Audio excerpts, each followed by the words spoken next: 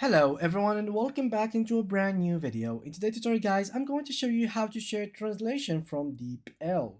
So it's going to be a very simple video. Make sure to watch it from now till the very end so you can get the full information.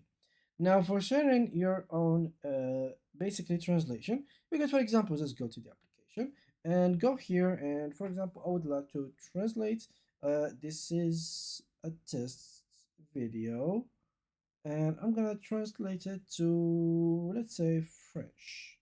So there we go. It says you're doing video test. Okay, that's perfect. So now what you could do, so to share it, you could either just click and hover this text and basically copy it. And basically that's the thing that you could do simply by clicking on these double squares like here. As you can see, I'm clicking on it if you can see it. So this will allow you to copy it to your clipboard, and yeah, you can have it now on your clipboard. As you can see, I can paste it.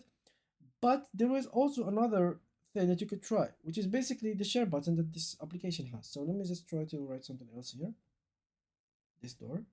Okay, so now once you have this, you're simply gonna click on the share button, which is next to the save and next to the basically the copy to clipboard button, which is the middle. So I'm gonna click on it, and simply here you will have your contacts. You will have here like all the social media available, from WhatsApp, messages, in Instagram, Bluetooth, Chrome, messaging, Gemini, Drive, etc. So you can share it to any on one of these platforms that you had in there.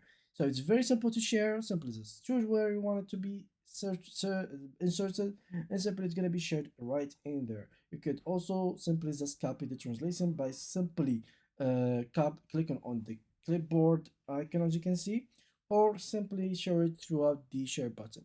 So yeah guys, that was basically it for today's video. If you did enjoy it, make sure to drop a like, subscribe, and leave us a beautiful comment.